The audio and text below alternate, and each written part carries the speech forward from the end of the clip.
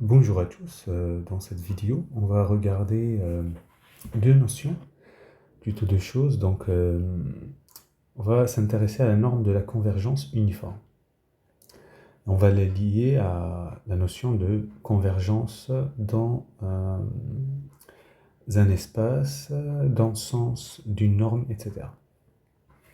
Alors, le cadre de départ, donc, c'est l'ensemble B des applications des fonctions définies bornées sur A incluant E à valeur donc grand F. Donc c'est un K-espace vectoriel qui est muni de la norme définie par, qui a une fonction associée, la norme infinie, qui est le sup de f de norme de f de x sur x dans A. Alors il faut que je précise que f, lui, il est muni de la norme double barre. Voilà. Donc, cette norme, en fait, est dite la norme de la convergence sur A.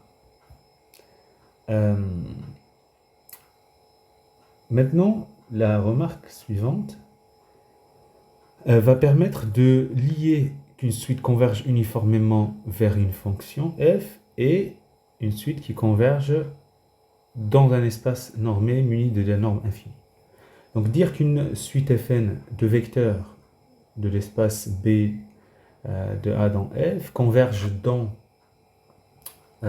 cet ensemble muni de la norme infinie vers F, c'est exactement dire que la suite Fn converge uniformément vers F sur A. Alors, dans un instant, on va s'intéresser à cet ensemble, cet espace-là. Et on va voir quelles propriétés topologiques. Pourquoi est-ce que cette suite va converger?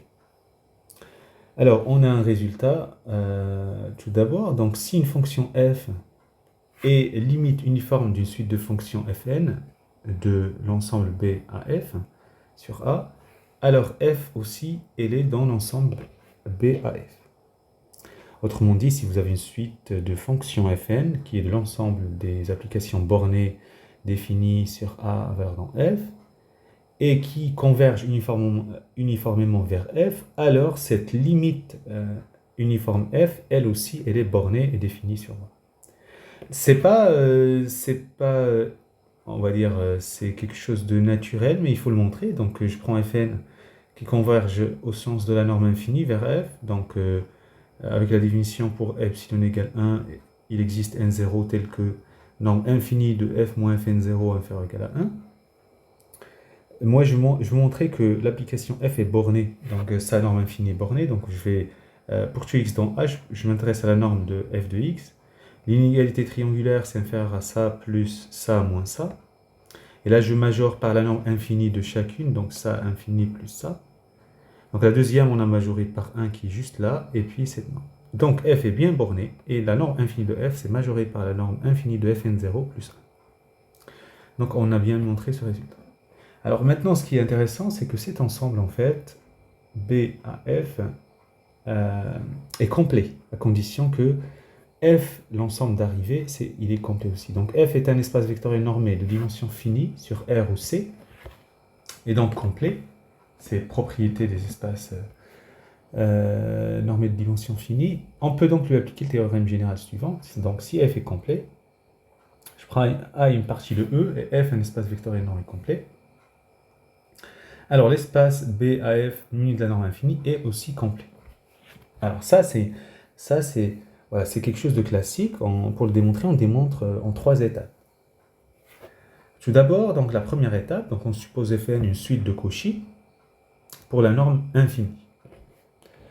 Donc la finalité des choses, donc il faut montrer que une suite de Cauchy dans l'espace départ est converge pour montrer qu'il est complet. Donc, on a pris une suite de Cauchy pour la norme infinie. Alors, on va écrire la définition, quel que soit epsilon strictement positif, l'existe un rang, pour tout PQ, P supérieur égal à N0 et Q supérieur à P implique la norme infinie de Q moins FP inférieur à Q. Maintenant, je vais l'appliquer, je vais prendre un certain x0, pour tout x0. La suite Fn de x0 est une suite de Cauchy dans F. Alors, ça veut dire cette inégalité qui est avant, là, je vais la redescendre sur F. Ça veut dire, au lieu de prendre la norme infinie, je prends juste la norme 2 bar, sachant que la norme infinie, c'est le sup de la norme 2 bar. Donc, Car, vous voyez, pour tout PQ, donc FQX0 moins, voilà, ça c'est inférieur à la norme infinie. Ben, comme la norme infinie est inférieure à epsilon, donc on a notre résultat, quel que soit, machin, voilà, implique que la norme 2 bar de ça.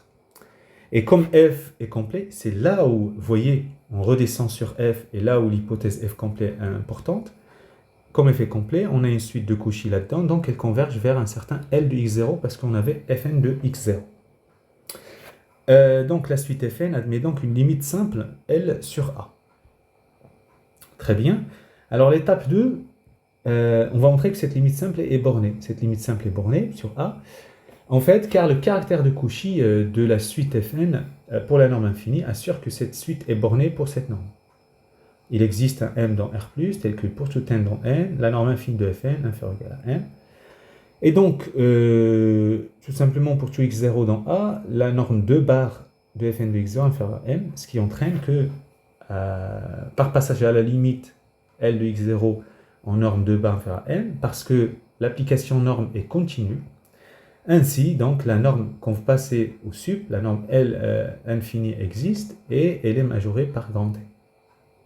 Ça veut dire que la limite simple est aussi bornée. Donc maintenant, l'étape 3, il faut montrer que voilà, cette limite, c'est la limite uniforme. Ça veut dire que c'est la limite de Fn pour la norme infinie. Donc, on va récapituler ce qu'on avait. Quel que soit epsilon strict positif, il existe n0 pour tout P, on a ça. Suite de Cauchy. Alors, pour tout epsilon strict positif, il existe n0. Pour tout x0 dans A, donc on va redescendre avec une norme 2 bar seulement, sans l'infini. Voilà.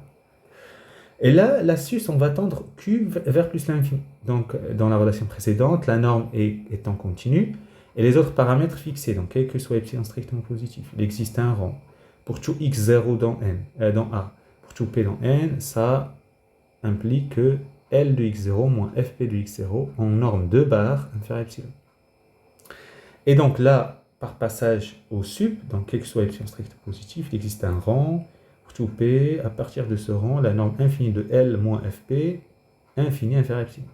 Ça veut dire que L est limite uniforme, c'est la limite de la suite fn pour la norme infinie. Et on a fini notre démonstration.